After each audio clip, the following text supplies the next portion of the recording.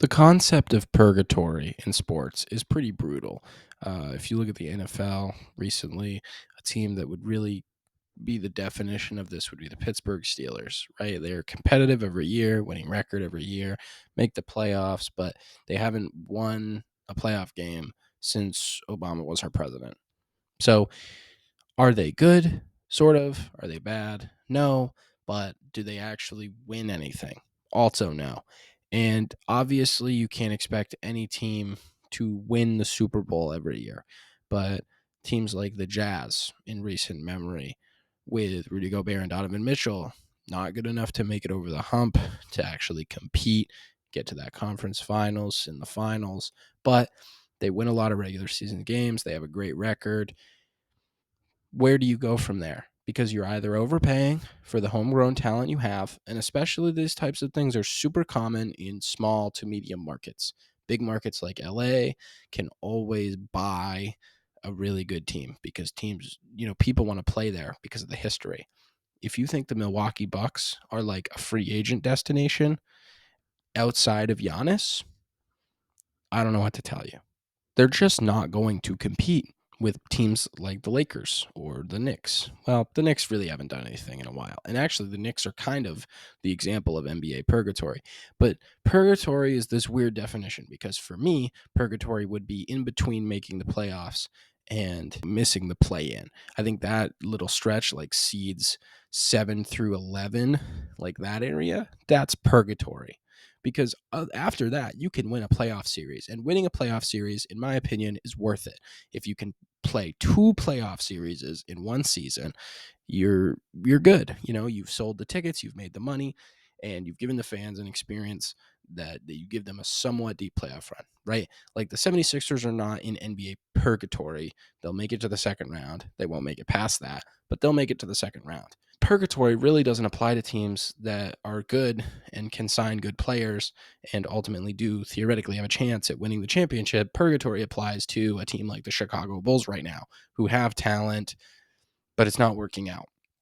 Or like the Jazz, who have really a hard time signing these big free agents. They have to consolidate assets and also trade away people when they're at their highest value while still trying to stay competitive, while still trying to put their best foot forward for their future and maintain, you know, homegrown talent and develop players. Like that's the style that you have to play, but that doesn't, you know, win you games always when it counts. I mean, it wins you games in the regular season, sure, but are you going to really take on LeBron James or Steph Curry or Kevin Durant when it comes down to it, or Nikola Jokic? Like, are you going to knock off those guys to then get to the finals? Like, if you're the Jazz, like, no, you're not. Unfortunately, you're not. And it's hard. It's really hard to see that and say, what is it all for? And that's where the purgatory piece comes in, because you're trying to both win but not go all in, because if you go all in, your franchise is set back decade, like an actual decade. What are you going to do once these players move on from you? Now, I will say this, the NBA has done a little bit to help these small market teams retain talent, but really, does it actually help? Because you're saying, all right, well, you drafted these guys, you're able to give them the super max, so you'll give them more money than anyone else can give them. That's kind of a double-edged sword if you really think about it. Your team is on the precipice and they need some more talent. So what do? You overpay your guys that you've drafted and hope that you can draft other guys that are also going to blossom. And then maybe you trade those other guys. And it's like you have to be legitimately perfect as a GM to be able to turn that into something. And the Thunder are a really good example. I just made a video on them about how well they've done their rebuild. They were never in purgatory, really, right? Like they were bad. They made the playoffs, though, and then, they kept trading these guys and still being purgatory, but they're not actually in purgatory because eventually these assets are going to amount to something. The players are going to develop into something, and now they're the 2 seed in the West as of this recording, half a game out from the 1st seed. They're pretty good, right? And they have a ton of future assets still. So that management of the now winning and the future winning, and make sure you're not too committed, too all in, but also, hey, we've got something to play with right now and in the future.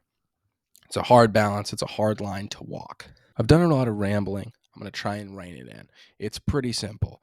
If you are mediocre, your best bet, really, as a small to mid-market team, is to trade the players you have that are good and start over. But it feels like for a lot of these teams, that's all they're doing. Team like the Raptors, Toronto Raptors, they went all in on Kawhi. And now they're slowly realizing they have to rebuild without him. But they did get to the second round, game 7 in the bubble without Kawhi after he left. They had a talented team. They went, okay, we're missing that guy. We're going to trade DeMar DeRozan, franchise cornerstone, fan favorite, Kyle Lowry's best friend. We're going to ship him to San Antonio, and we're going to get the guy. And did Kawhi stay? No, he literally left as soon as he could leave. Obviously, he brought them a championship, and props to him for doing that, but he left immediately. And did he win anything at the Clippers? Not yet. Might be able to this season. That's the game for small market teams. And you credit to Masai Ujiri. He went all in. They got a chip. That's the goal. He succeeded. He won. But when you're doing that and all you can really do is get one championship and then your franchise is set back for a while, or you're just mediocre, like that's where Toronto is now. They're probably going to have to sell Pascal Siakam if they haven't already when this is recorded.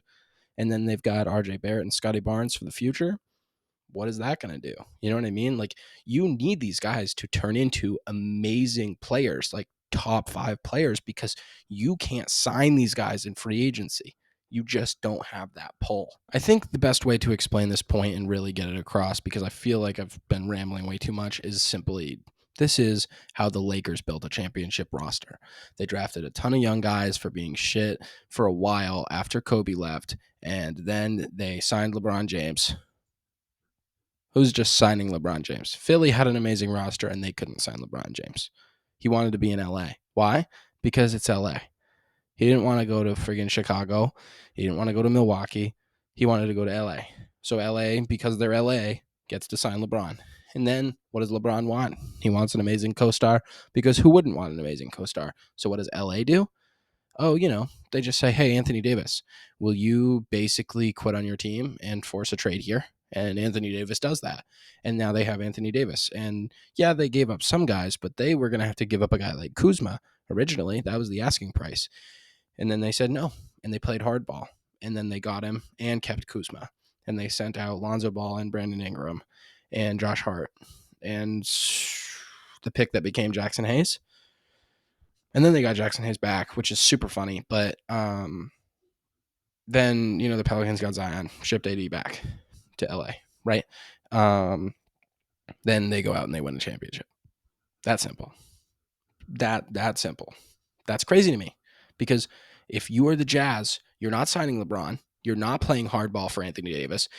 Anthony Davis didn't even want to go to Boston, okay? Boston's a pretty big market. They have signed some decent free agents, right? Like they got Kemba Walker, like the B tier free agents, Gordon Hayward, Kemba Walker. They signed Al Horford. That's the type of team, okay, that can't even get those A tier guys. Those A tier guys only want to play in 2 cities. So for everyone else, you're stuck. And that sucks. That's what NBA purgatory is. And it's awful.